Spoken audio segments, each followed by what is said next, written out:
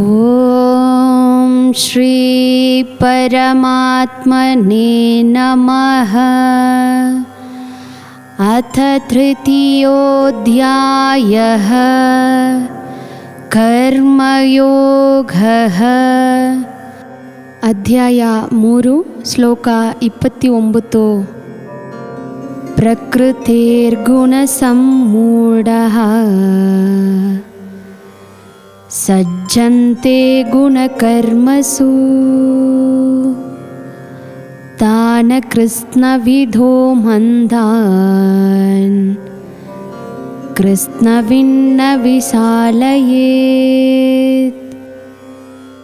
ಶ್ಲೋಕನ ಅರ್ಥ: ಗುಣನ செயல்பாடுதோಗೆ ಮಯಂಗೋವ್ಕವ ಅವಕ್ಕರ செயல்ನ பலன் மேல பற்று பீத்துதார ಆಲೆ ಈ ಉಣ್ಮೆಯ ಪುರುಂಜುವ ಜ್ಞಾನಿಗೋ ಅಥವಾ ಅರಿಯಾಮೈದೋಗೆ ಇಬ್ಬ ಮಕ್ಕವ ಅಮೈದಿಯಿಲ್ಲಾದ ನೆಲೆಗ ಎತ್ತಿಂಡೋಗಕೂಡದು.